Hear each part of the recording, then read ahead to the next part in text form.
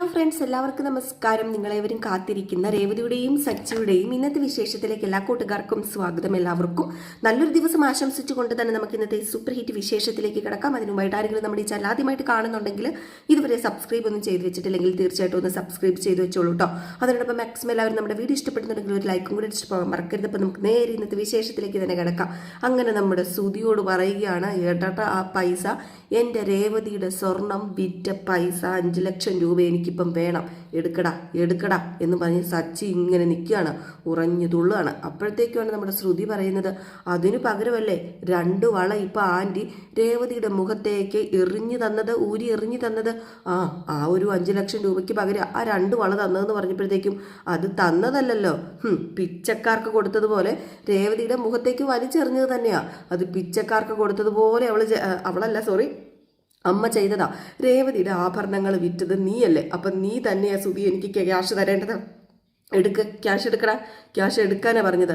അത് പിന്നെ എനിക്കിപ്പോൾ ക്യാഷ് എടുക്കാൻ പറ്റത്തില്ല, എൻ്റെ കയ്യിൽ ക്യാഷില്ല എന്ന് പറഞ്ഞാലൊന്നും പറ്റത്തില്ല, എനിക്ക് ക്യാഷ് കിട്ടണം. അപ്പോഴത്തേക്കാണ് നമ്മുടെ ശ്രുതി പറഞ്ഞത്, ഒച്ച വെക്കല്ലേ, ഞാൻ പറഞ്ഞല്ലോ എൻ്റെ ഭർത്താവ് കളഞ്ഞ ക്യാഷ് അത് ഞാൻ തന്നോളാം. തൽക്കാലം ഒഴിവാക്കാനുള്ള സൂത്രമേ അത് നീ അവിടെ വെച്ചാൽ മതി. ഇത് സൂത്രമൊന്നുമല്ല, 5 ലക്ഷം രൂപ ഞാൻ തരും, ഉറപ്പായിട്ടും തരും. ഇതെൻ്റെ വാക്കാ, ഞാൻ വാക്ക് പറഞ്ഞ വാക്ക് തന്നെയാന്ന് ശ്രുതി. എന്നിട്ട് ശ്രുതി പറഞ്ഞു, കുറച്ച് സമയം മാത്രം എനിക്ക് തരണം അങ്കിളെ, അതൊന്ന് ഇവനോട് പറയുമോ, കുറച്ച് ടൈം തരാനായിട്ട്. ഈ 5 ലക്ഷം രൂപ ഉണ്ടാക്കണമല്ലോ, അതൊന്ന് പറഞ്ഞവരൊന്ന് മനസ്സിലാക്ക് എന്നിങ്ങനെ പറഞ്ഞു. അപ്പോഴത്തേക്ക് നമ്മുടെ സച്ചി പറഞ്ഞു, ശരി ഞാൻ ടൈം തരാം, ആയിക്കോട്ടെ. ഈ ഒരു മാസത്തിനകം എനിക്ക് എൻ്റെ ക്യാഷ് കിട്ടിയിരിക്കണം. മറ്റേ 50 ലക്ഷം പോലെ അല്ല ഈ 5 ലക്ഷം. അത് തന്നില്ലെങ്കിൽ ഈ സച്ചി ആരാണെന്നേ ശ്രുതി ഏടത്തി അറിയും, എൻ്റെ ശ്രുതി ഏട്ടനും അറിയും. അതുമാത്രമേ എനിക്ക് പറയാനുള്ളൂ എന്ന് പറഞ്ഞ് നമ്മുടെ ശ്രുതിനെ ഒരു നോട്ടവും നോക്കിയിട്ട് നമ്മുടെ സച്ചി ദേഷ്യം വന്ന് രേവതിനെ വിളിച്ചിട്ട് ബാ രേവതി എന്നും പറഞ്ഞുകൊണ്ട് അങ്ങ് പോയി കേട്ടോ. ഏതായാലും ഇനിയിപ്പോൾ നമ്മുടെ ശ്രുതിയുടെ കയ്യിൽ നിന്ന് 5 ലക്ഷം രൂപ പോകും. ഒരു നല്ല കെട്ടിയവനുണ്ടെങ്കിൽ ഇങ്ങനെയുള്ള കുറച്ച് നല്ല ഉപകാരങ്ങളൊക്കെ ഉണ്ടല്ലേ. അപ്പോഴത്തേക്ക് പെട്ടെന്ന് വർഷം വന്നിട്ട്, അതെ അങ്കിളെ ആൻറ്റിയുടെ ഈ വളകൾ എന്ത് ചെയ്യും ഇനിയിപ്പം? അപ്പോഴത്തേക്കുമാണ് നമ്മുടെ ശ്രുതി പറഞ്ഞത്, അതെ ഞാൻ സൂക്ഷിച്ചോളാം. അപ്പം വർഷം പറഞ്ഞു, എന്നാ പിന്നെ ഈ വളയുടെ കാര്യം പോക്ക് തന്നെ. അപ്പം ശ്രുതി പറഞ്ഞു, ഞാൻ ഈ വളയെ അമ്മയ്ക്ക് കൊടുത്തോളാം, അതിങ്ങത്താ. അല്ല അമ്മ മേടിക്കുമോ? മേടിക്കുമൊന്നും ഇല്ലയോ എന്നൊക്കെ നമുക്ക് നോക്കാം എന്ന് പറഞ്ഞ് ആ വള നമ്മുടെ ശ്രുതി മേടിച്ചു കേട്ടോ. ഏതായാലും ശ്രുതിക്ക് ആ 2 വളയിലേക്ക് ചെറിയ കണ്ണുണ്ടായിരുന്നു. ഇനിയിപ്പോൾ അതുകൂടെ കിട്ടുവാണെങ്കിൽ അതുകൂടെ വിറ്റ് സത്യം പറഞ്ഞാൽ കയ്യിൽ കുറച്ച് പൈസ കിട്ടുമല്ലോ. എന്തൊരു മകനാണല്ലേ. ഏതായാലും ഇത് കഴിഞ്ഞ് പിന്നെ രവീന്ദ്രനെയാണ് കാണിക്കുന്നത്. രവീന്ദ്രൻ ഇതൊക്കെ കണ്ടിട്ട് സത്യം പറഞ്ഞു കഴിഞ്ഞിട്ടുണ്ടെങ്കിൽ തല പെരുത്ത് കയറുന്നുണ്ട്. എന്തൊക്കെയാണ് ഈ വീട്ടിൽ നടക്കുന്നതെന്ന് രവീന്ദ്രന് തന്നെ അറിയത്തില്ല. ഏതായാലും വർഷയും ശ്രീകാന്തും പോയി, അതിനിടയിൽ ശ്രുതിയും പോയി, രേവതിയും സച്ചിയും പോയി, പിന്നെ നമ്മുടെ രവീന്ദ്രൻ മാത്രമേ ഉള്ളൂ. അപ്പോൾ ഇത് കഴിഞ്ഞ് പിന്നെ കാണിക്കുന്നത് ചന്ദ്രനെ ഭാമേനെയാണ്. അപ്പം ചന്ദ്രനെ ഭാമയെ റൂമിൽ തന്നെയാട്ടോ ഉള്ളത്. ചന്ദ്രയ്ക്കാണെങ്കിൽ കരി വന്നിട്ട് ഇരിക്കുകയാണ്. അപ്പം ഭാമയാണെങ്കിൽ നീ എന്ത് പരിപാടിയാടി കാണിക്കുന്നു, നിന്നോട് എത്ര പറഞ്ഞാലും തലമണ്ടേ കയറത്തില്ലല്ലേ. ചന്ദ്രൻ വിഷയം കൈവിട്ട് പോയി, അതിൻ്റെ കാരണം ആരാ? നീ തന്നെയല്ലേ. എന്താടി ഭാമേ, ഇതിൽ കൂടുതൽ എന്ത് സംഭവിച്ചാലും എനിക്ക് ഒരു പ്രശ്നവുമില്ല. ഞാൻ ആരാണെന്നേ ആർക്കും അറിയില്ല, നീ ആരാണെന്ന് എല്ലാവർക്കും അറിയാം. അപ്പോഴത്തേക്കാണ് വാതിലിൽ ആരോ വന്ന് കൊട്ടിയത്. അങ്ങനെ പതുക്കെ നമ്മുടെ ഭാമ വാതിൽ തുറന്നപ്പോൾ ശ്രുതിയുമാണ്. അങ്ങനെ ശ്രുതിയും അകത്തേക്ക് കയറി വന്നു. അങ്ങനെ അകത്തേക്ക് കയറി വന്നിട്ട് നമ്മുടെ ചന്ദ്രയോട് ശ്രുതി പറഞ്ഞു, ആൻറ്റിയുടെ 2 വള അത് തരാൻ വേണ്ടിയാണ് ഞാൻ വന്നത്. ഇതെന്തിനാ നീ എടുത്തിട്ട് വന്നത്? ഇത് ഞാൻ പൂ കെട്ടുന്നവളുടെ മുഖത്ത് എറിഞ്ഞു കൊടുത്തല്ലേ, ഇത് അവൾ എടുത്തോട്ടെ. അവൾക്ക് വേണ്ടാന്ന് പറഞ്ഞു, അവൾക്ക് ഈ വളയുടെ ആവശ്യമില്ലത്രേ. അല്ലെങ്കിൽ തന്നെ ആൻറ്റി എന്തിനാ അവൾക്ക് സ്വർണം കൊടുക്കുന്നത്? അതിൻ്റെ ആവശ്യമുണ്ടോ ആൻറ്റി? ഒരിക്കലും അതിൻ്റെ ആവശ്യമില്ല. ആൻറ്റി സ്വർണ്ണമൊന്നും കൊടുക്കണ്ട. രേവതിയുടെ സ്വർണം വിറ്റത് ശ്രുതിയല്ലേ. സ്വർണം വിറ്റ് മേടിച്ച 5 ലക്ഷം രൂപ അവർക്ക് കൊടുക്കാമെന്ന് ഞാൻ പറഞ്ഞിട്ടുണ്ട്. നീ എന്തിനാ അവർക്ക് കാശ് കൊടുക്കുന്നത്? അല്ല, ഈ പ്രശ്നം എങ്ങനെയെങ്കിലും അവസാനിക്കട്ടെ ആൻറ്റി. ഇപ്പം ഈ വള മേടിക്കുക. എനിക്ക് വേണ്ട, എനിക്ക് ഈ വളയുടെ ഒരാവശ്യമില്ല. ആൻറ്റി ഇത് മേടിക്കുക. ആ പൂ കെട്ടുന്നവൾക്ക് കൊണ്ട് കൊടുത്തേക്ക്. 10 പവൻ പോലും തികയത്തില്ല. എന്നിട്ട് ഞാൻ അവളോട് മാപ്പ് പറയണമെന്ന്. ഈ ജന്മം അത് നടക്കത്തില്ല, ഒരിക്കലും നടക്കാൻ പോകുന്നില്ല. എൻ്റെ പട്ടി പറയും അവളോട് മാപ്പ്. മോളെ കൊണ്ട് കൊടുക്ക അവൾക്ക്. വേണ്ട ആൻറ്റി, ശ്രുതി കാരണം ഉണ്ടായ പ്രോബ്ലം അത് ഞങ്ങൾ തന്നെ സോൾവ് ചെയ്തോളാം. ക്യാഷ് കൊടുക്കാമെന്ന് പറഞ്ഞല്ലോ, ഇത് കൊടുക്കണ്ട, ഇത് ആൻറ്റിയുടെ കയ്യിൽ തന്നെ എരിയട്ടെ എന്ന് പറഞ്ഞ് ആ റൂമിനകത്ത് നമ്മുടെ ശ്രുതി അത് വെക്കുകയാണ് കേട്ടോ. ഏതായാലും ചന്ദ്രയ്ക്ക് ആ വാള സത്യം പറഞ്ഞു കഴിഞ്ഞിട്ടുണ്ടെങ്കിൽ കിട്ടി അത്രയും നല്ലതെന്ന് ഓർത്തിരിക്കുകയാണ്. അങ്ങനെ നമ്മുടെ ശ്രുതി കൊണ്ട് ഷെൽഫിനകത്ത് വെച്ചിട്ട് ചന്ദ്രയോട് പറഞ്ഞു ഇതേ ഷെൽഫിനകത്ത് വെച്ചിട്ടുണ്ട് കേട്ടോ, ഞാൻ പോവുകയാണെന്ന് പറഞ്ഞ് പോകാൻ തുടങ്ങിയപ്പോഴത്തേക്കും ശ്രുതി പറഞ്ഞു അമ്മേ ഞാൻ പോവാട്ടോ, സോറി കേട്ടോ എന്നിങ്ങനെ ശ്രുതി പറഞ്ഞതും ദേ നിന്നെ ഞാൻ തല്ലി കൊല്ലൂടാന്ന് പറഞ്ഞൊരു ഒറ്റ അടി കൊടുത്തിട്ട് മര്യാദയ്ക്ക് ഇരുന്നോളാൻ പറഞ്ഞപ്പോൾ അമ്മ വേറെ പണിയില്ലാത്തതുകൊണ്ടല്ലേ അമ്മേ ഞാൻ അങ്ങനെ ചെയ്തത്, പ്ലീസ് അമ്മേ. അപ്പോഴത്തേക്കും ഭാമ പറഞ്ഞു ഒരു ചെറിയ നാരങ്ങ കൊണ്ടല്ലേ സച്ചി നിന്നെ കൊണ്ട് സത്യം പറയിപ്പിച്ചത്. ദേ എൻ്റെ മകൻ ശ്രുതി ഭയങ്കര ബുദ്ധിശാലിയാണെന്നേ ഇവൻ പറയാറുണ്ടല്ലോ, ഇവൻ വെറും മണ്ടനാ, വെറും മണ്ടൻ, തിരുവടഞ്ഞ മണ്ടൻ, ബുദ്ധിശാലിയെ വേറെ ആരുമല്ല ചന്ദ്രേ സച്ചി തന്നെയാ. അത് നീ മനസ്സിലാക്ക, ഇവനെ കുറെ പഠിച്ച് പുസ്തകപ്പുഴുവായിപ്പോയി. അപ്പോഴത്തേക്കുമാണ് നമ്മുടെ ശ്രുതി പറഞ്ഞത് പിന്നെ അവന് ബുദ്ധിയൊന്നുമില്ല, എനിക്ക് 7 ഡിഗ്രി ഉണ്ട്, അവനോ 7 ഡിഗ്രി. നിനക്ക് നല്ല ബുദ്ധിയാന്ന് ഇവിടെ എല്ലാവർക്കും മനസ്സിലായി. എൻ്റെ പൊന്നു ശ്രുതി നീ വെറും മന്ദബുദ്ധിയാ, മന്ദബുദ്ധി. അപ്പം നമ്മുടെ ശ്രുതി പറഞ്ഞു ആൻറ്റി രേവതിയുടെ സ്വർണം ശ്രുതിക്ക് കൊടുക്കുന്നതിന് മുമ്പ് എന്നോടൊന്ന് പറഞ്ഞിരുന്നെങ്കിലേ ഞാൻ വിടത്തില്ലായിരുന്നു, നിങ്ങളോട് ഞാൻ സമ്മതിക്കത്തില്ലായിരുന്നു, ഇതൊന്നും ഞാൻ സമ്മതിച്ച് തരത്തില്ലായിരുന്നു. ഓ എൻ്റെ സമയം മോശമാണ് മോളെ, ഇത് ഇവനോടുള്ള സ്നേഹക്കൂടുതൽ കാരണമാണ്, അതിപ്പോൾ ഞാൻ അനുഭവിക്കുന്നത്. കൊടുത്തു പോയി, എന്ത് ചെയ്യാനാ. ഇവനോട് ഞാൻ എന്ത് പാപമാണ് ചെയ്തത്, എന്തൊക്കെ സ്വപ്നമായിരുന്നു. ഇവൻ 7 ഡിഗ്രിയൊക്കെ എടുത്തപ്പോൾ ഇത് ഇവനേക്കാൾ കൂടുതൽ സന്തോഷിച്ച ആരാന്നറിയാമോ ഇവ വലിയ നിലയിലെത്തും, എൻ്റെ തലവരം മാറുന്നൊക്കെ ഞാൻ കരുതി വിശ്വസിച്ചു. ഇതിപ്പം ഇത് നടുക്കടലിൽ പിടിച്ചിട്ട പോലെ ആയില്ലേ. ഇവൻ ഒരുത്തൻ കാരണം സമാധാനമുണ്ടോ? ഏത് ദിവസവും മുങ്ങിച്ചാവുന്നുള്ള ഒരിതിലാണ് ഞാനിവിടെ നിൽക്കുന്നത്, രക്ഷപ്പെടുത്താൻ ആരുമില്ല.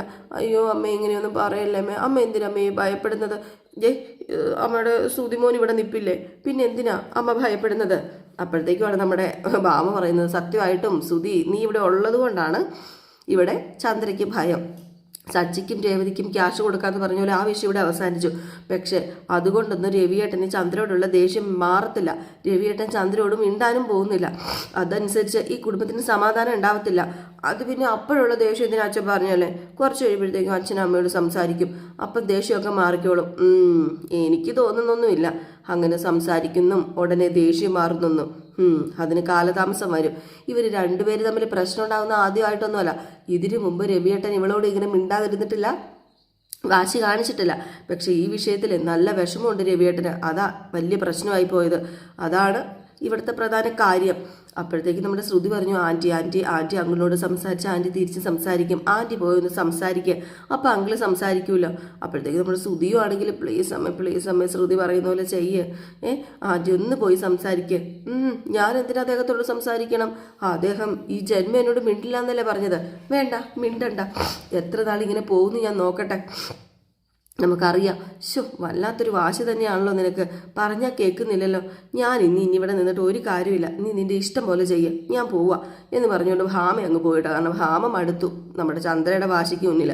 അങ്ങനെ ശ്രുതിയാണെങ്കിൽ അമ്മ ഒന്ന് പോയി മിണ്ടമ്മേ അച്ഛനോട്, ഇത് ഇറങ്ങി പോകാനാണ് പറഞ്ഞത്, ഒറ്റ ഈ വീടിനകത്ത് ഇരിക്കണ്ട, എൻ്റെ അടുത്ത് ആരും ഇരിക്കണമെന്ന് പറഞ്ഞ് ശ്രുതിനെ ഓടിച്ചു കേട്ടോ. ഈ സമയത്ത് പിന്നെ നമ്മുടെ രേവതിനെ ആട്ടോ കാണിക്കുന്നത്. രേവതി ഇങ്ങനെ ഭയങ്കര കരച്ചിലൊക്കെ ആയിട്ട് ഇങ്ങനെ ഇരിക്കുകയാണേ.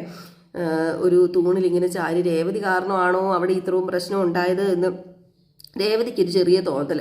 അപ്പോൾ അതാണെന്ന് ഒന്ന് രേവതി ഇങ്ങനെ ഇരുന്ന് കരയുന്നത്. അപ്പോഴത്തേക്കും നമ്മുടെ സച്ചി വന്നിട്ട് രേവതി എന്തിനാ രേവതി നീ ഇങ്ങനെ ഇരുന്ന് കരയുന്നത്?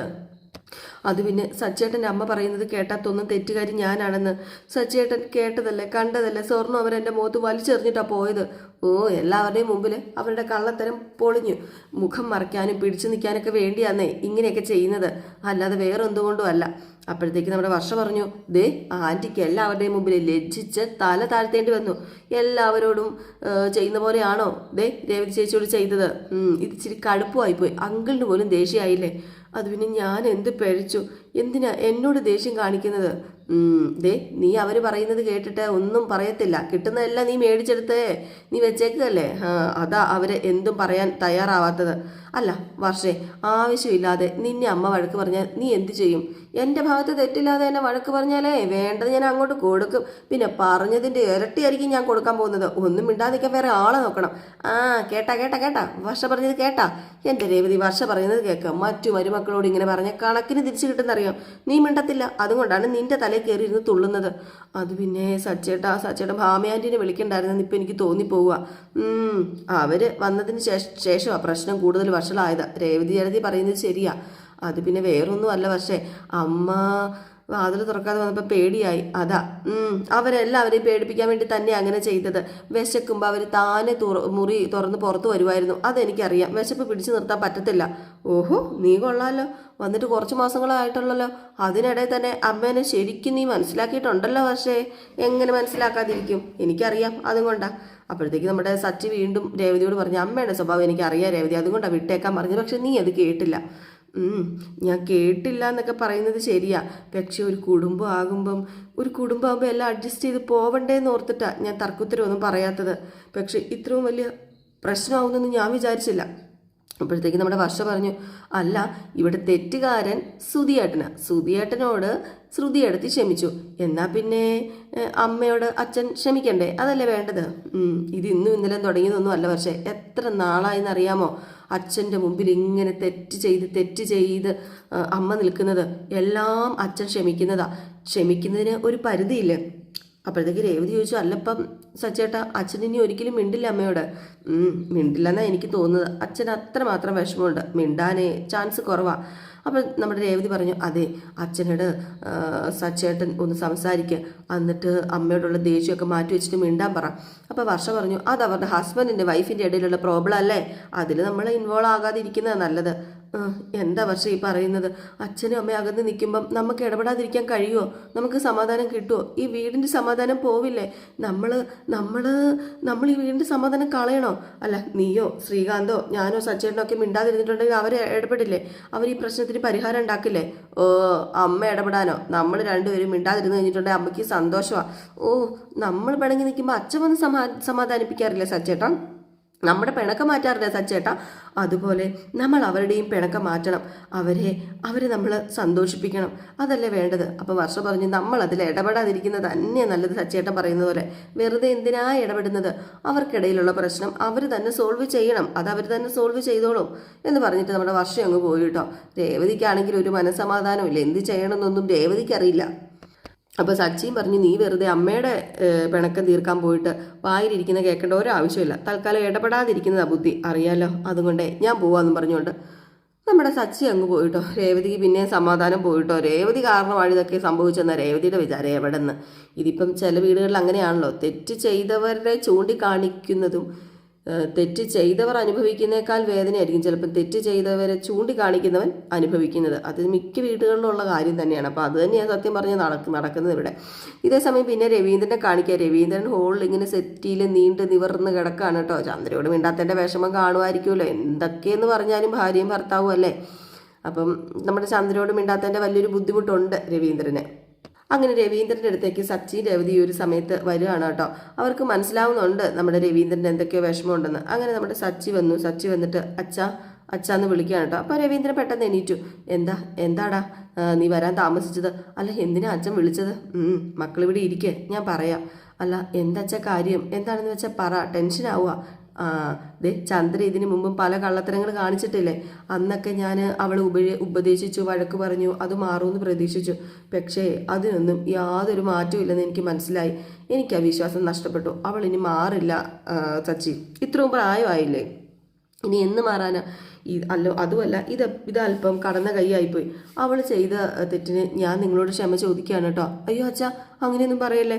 അച്ഛൻ എന്തിനാ ഞങ്ങളോട് ക്ഷമ ചോദിക്കുന്നത്? അച്ഛൻ എന്ത് തെറ്റ് ചെയ്തിട്ടാ? അച്ഛൻ തെറ്റ് ചെയ്തിട്ടില്ലല്ലോ. അപ്പോൾ രേവതി പറഞ്ഞു, അത് ശരിയാ, അച്ഛൻ തെറ്റ് ചെയ്തിട്ടില്ല, പിന്നെ എന്തിനാ അച്ഛൻ ചുമ്മാ ക്ഷമ ചോദിക്കുന്നത്? അല്ല, ഞാൻ കണ്ടെത്തിയ മരുമകളാ രേവതി മോള്.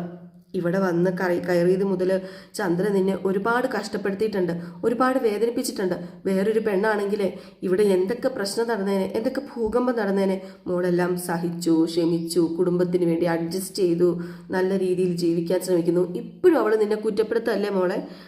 അവൾ ചെയ്ത തെറ്റൊന്നും അവൾ അംഗീകരിക്കുന്നില്ല. അവൾക്ക് അതിൻ്റെ ആവശ്യമില്ല. അവൾ വലിയ ആളായിട്ട് നിൽക്കുകയാണ്. അവൾക്കൊരു കുറ്റബോധമോ പശ്ചാത്താപമോ ഒന്നുമില്ല. അവളുടെ വിചാരമുണ്ടല്ലോ, അവളിത് നല്ല കാര്യം ചെയ്തെന്നാ. പക്ഷേ എനിക്കറിയാം നിനക്കൊരുപാട് വിഷമമായിന്ന്. അവൾക്ക് വേണ്ടി അച്ഛൻ മോളോട് ക്ഷമ ചോദിക്കുക. മോൾ ഒരുപാട് ബുദ്ധിമുട്ടി. മോളുടെ അമ്മയും മോളുടെ അനിയനെയും ഒക്കെ കള്ളനും കള്ളിയും ഒക്കെ ആക്കി. അപ്പോഴത്തേക്കുമാണ് സച്ചി പറഞ്ഞത്, എൻ്റെ അച്ഛൻ എന്തിനാ ഇങ്ങനെ പറയുന്നത്? ഇത് ഞങ്ങൾക്ക് വിഷമമുണ്ടാക്കുന്ന കാര്യമാണ് കേട്ടോ. അച്ഛൻ ക്ഷമ ചോദിക്കേണ്ട കാര്യമൊന്നുമില്ല. പിന്നെ സ്വർണം മാറ്റിയ വിഷയം ഇത്രത്തോളം ആവുമെന്ന് ഞങ്ങൾ വിചാരിച്ചില്ല. സത്യം അറിയണം, സ്വർണം മാറ്റിയത് ആരാന്ന് കണ്ടെത്തണം, അത്രയൊക്കെ ഞങ്ങൾ വിചാരിച്ചിട്ടുള്ളൂ. അല്ലാതെ ഒരിക്കലും ഒരിക്കലും ഇങ്ങനെ ഒരു പ്രശ്നമാക്കണമെന്നും ഞങ്ങൾ വിചാരിച്ചിട്ടൊന്നുമില്ല. ഇപ്പം അതിൻ്റെ പേരിൽ അച്ഛനും അമ്മയും വഴക്കടിച്ചു, പരസ്പരം മിണ്ടാതെയായി. ഇതൊക്കെ കാണുമ്പം ഞാൻ കാരണമാണല്ലോ സംഭവിച്ചത് എന്നൊക്കെ ഓർത്ത് ഈ വിഷയത്തിൽ അമ്മയെ കുറ്റം പറഞ്ഞിട്ട് കാര്യമില്ല കേട്ടോ അച്ഛാ. എല്ലാത്തിനും കാരണം ആ ഓട്ടക്കാരൻ തന്നെയാ, ഓട്ടക്കാരനോടുള്ള അമിത സ്നേഹം. അപ്പോഴത്തേക്ക് നമ്മുടെ രവീന്ദ്രൻ പറഞ്ഞു, അതെ അവനെ അങ്ങനെ ആക്കിയതാരാ? അത് ചന്ദ്രയാ. മുളയെ നുള്ളണമായിരുന്നു. അവനെ ചെയ്യുന്ന എല്ലാ തെറ്റുകൾക്കും ചന്ദ്ര കൂട്ടുനിന്നു. അതല്ലേ അവൻ ഇങ്ങനെയായി പോയത്. ചെറിയ പ്രായത്തിലെ അവനിങ്ങനെയാണല്ലോ. ഓരോരോ ആവശ്യങ്ങൾ നേടാനായിട്ട് പാവമായിട്ട് അഭിനയിച്ച അമ്മയ്ക്ക് മുന്നിൽ കരഞ്ഞു പറയും. എന്നിട്ട് എന്താ സംഭവിക്കുന്നത്? മുന്നും പിന്നും ആലോചിക്കാതെ അമ്മ അതൊക്കെ ചെയ്ത് കൊടുക്കുകയും ചെയ്യും. ഇപ്പോഴും അതൊക്കെ തന്നെയാണ് സംഭവിച്ചേക്കുന്നത്.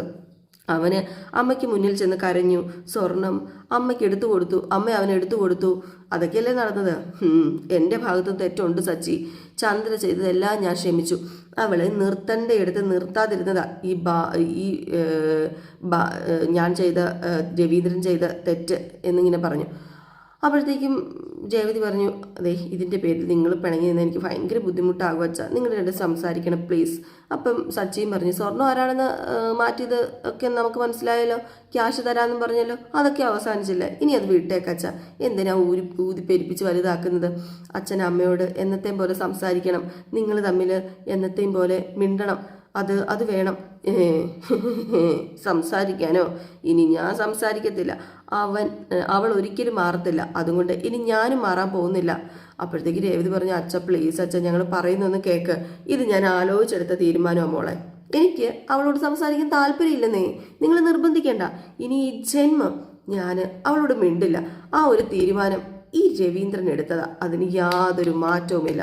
ഏതായാലും ഇത് കേട്ടോണ്ട് നമ്മുടെ ചന്ദ്ര ഇങ്ങ് വരികയാണ് കേട്ടോ. ചന്ദ്രയാണെങ്കിൽ വന്നിട്ട് വല്ലാത്തൊരു നോട്ടമൊക്കെ നോക്കി നിൽക്കുക. പക്ഷെ മറ്റേ ചന്ദ്രയുടെ അത്ര ഒക്കുന്നില്ല കേട്ടോ. ആ ദേഷ്യവും ആ ഒരു എന്താ പറയുക, ഒരു ചുറുചുറുക്കും ഒന്നും നമ്മുടെ ഈ ചന്ദ്രയ്ക്ക് കിട്ടുന്നില്ല. ഏതായാലും ഈ സമയത്ത് നമ്മുടെ രേവതി പറഞ്ഞു, അച്ഛ വാശി കളഞ്ഞ് അമ്മയോട് സംസാരിക്കുക. രേവതി വിട്ടേരെ, രണ്ടുപേർക്കും കുറേ കാലം ഇങ്ങനെ നിൽക്കാനൊന്നും പറ്റത്തില്ല. അച്ഛൻ്റെ ദേഷ്യം മാറുമ്പം അമ്മയോട് മിണ്ടിക്കോളും. എനിക്ക് ട്രിപ്പ് പോകണം. നീ എന്താ ഉണ്ടാക്കിയത്? ഞാൻ ഒന്നും ഉണ്ടാക്കിയില്ല സജ്ജേട്ടാ. എന്നാ ബാ എന്തെങ്കിലും ഉണ്ടാക്കാം, അല്ലെങ്കിൽ ബാ നീ പോയി റെഡിയാകാം, നമുക്ക് പുറത്തുനിന്ന് വല്ലതും പോയി കഴിക്കാം എന്നിങ്ങനെ പറഞ്ഞിട്ട് അങ്ങോട്ട് പോവുകയാണ് കേട്ടോ. നമ്മുടെ ചന്ദ്ര അവിടെ വന്നായിരുന്നു, അതും കൂടാണ് സത്യം പറഞ്ഞിട്ടുണ്ട് സച്ചി രേവതിനെ കൊണ്ട് പോയത്. ഈ സമയത്ത് നമ്മുടെ ചന്ദ്ര വന്ന് രവീന്ദ്രൻ്റെ ഓപ്പോസിറ്റ് ആയിട്ട് ഇങ്ങനെ ഇരിക്കുകയാണ് കേട്ടോ. നമ്മുടെ രവീന്ദ്രൻ ചന്ദ്രനെ നോക്കുന്നു കൂടിയില്ല. നമ്മുടെ ചന്ദ്രയാണെങ്കിൽ ഒരു ചിരിയോടൊക്കെ കൂടി രവിയേട്ട എന്നിങ്ങനെ വിളിക്കുകയാണ്. അപ്പോഴത്തേക്ക് രവിയേട്ട രൂക്ഷമായിട്ട് ഇങ്ങനെ നോക്കുകയാണ് കേട്ടോ. ചന്ദ്രയോട് മിണ്ടാതെ വർത്താനം ഒന്നും പറയാതെ അങ്ങ് ഇരിക്കുക.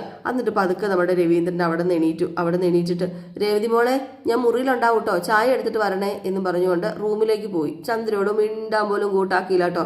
ചന്ദ്രയുടെ ചങ്ക് തകരാണ് ഇതൊക്കെ കാണുമ്പോഴത്തേക്കും.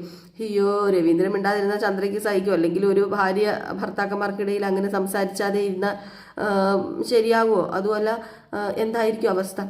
ഏതായാലും ആകപ്പാടെ സങ്കടത്തോടു കൂടി തന്നെ ഇങ്ങനെ നമ്മുടെ ചന്ദ്ര ഇരിക്കുന്നു. ഇതൊക്കെ നോക്കിക്കൊണ്ട് നമ്മുടെ സച്ചിയും രേവതിയും കൂടെ മാറി നിൽക്കുമായിരുന്നു. പക്ഷേ അവർ വിചാരിച്ച പോലെ ഒന്നുമല്ല കാര്യങ്ങൾ. ഇത് ഇച്ചിരി സീരിയസ് ആട്ടോ. നമ്മുടെ രവീന്ദ്രൻ രണ്ടും കൽപ്പിച്ച് തന്നെയാണ് പറഞ്ഞു. അത് അവർക്കും മനസ്സിലായി രവീന്ദ്രൻ രണ്ടും കൽപ്പിച്ചാണെന്ന്. ഇത് കഴിഞ്ഞ് പിന്നെ കാണിക്കുന്ന നമ്മുടെ രേവതി ഇങ്ങനെ ചപ്പാത്തി ഇങ്ങനെ വരുത്തിക്കൊണ്ടൊക്കെ ഇരിക്കുന്ന സീനാണ്. അപ്പോഴത്തേക്ക് നമ്മുടെ ചന്ദ്ര വന്നപ്പോഴത്തേക്കും അതേ വിശക്കുകയാണോ? എന്നാലേ ഒരു കാര്യം ചെയ്യാം, അമ്മ അവിടെ പോയി ഇരിക്കുക, ഞാൻ എടുത്തോണ്ട് വരാം. നല്ല സന്തോഷത്തിലാണല്ലോ പൂരി ഉണ്ടാക്കുന്നത്. അയ്യേ, സന്തോഷത്തിലൊന്നും അല്ല, ഗോതമ്പ് മാവിലാ പൂരി ഉണ്ടാക്കുന്നത്. പറ നാക്കിന് നീളം കൂടി വരികയാണല്ലോ. ഇപ്പം നിന്റെ ദിവസമാണല്ലോ, നീ ആഗ്രഹിച്ചതുപോലെ എല്ലാം നടന്നു. അതിൻ്റെ സന്തോഷത്തിലല്ലേ നീ ഇപ്പം? എൻ്റെ എന്താഗ്രഹം നടത്തുന്ന അമ്മ ഈ പറയുന്നത്? ഒന്നും അറിയാത്ത പോലെയുള്ള നിന്റെ അഭിനയം നിർത്തടി, അവൾക്കൊന്നും അറിയത്തില്ല. രവിയേട്ടനോട് എന്നെക്കുറിച്ച് അതും ഇതുമൊക്കെ പറഞ്ഞിട്ട് അദ്ദേഹത്തെ എന്നിൽ നിന്ന് അകറ്റിയില്ലേ നീ? അമ്മയുടെ കയ്യിലിരിപ്പ് കാരണമല്ലേ അച്ഛൻ മിണ്ടാത്തതോ? അല്ലാതെ ഞാൻ കാരണമാണോ മിണ്ടാത്തത്? ചുമ്മാ ഓരോന്ന് പറയാതെ.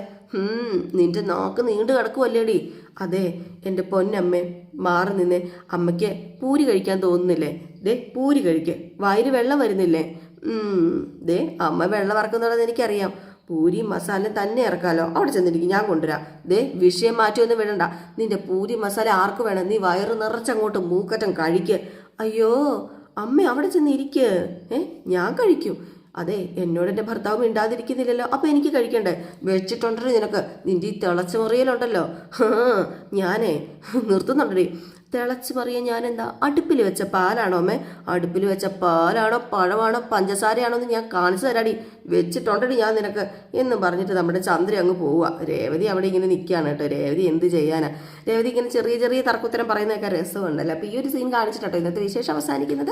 അപ്പോൾ എല്ലാവരും കാത്തിരിക്കുക അടുത്ത വിശേഷത്തിനായിട്ട്. അടുത്ത വിശേഷവുമായിട്ട് വരെ എത്രയും പെട്ടെന്ന്. അതുവരെ എല്ലാവർക്കും ടാറ്റാ ബൈ ബൈ. ലൈക്ക് അടിക്കാൻ മറക്കരുതേ.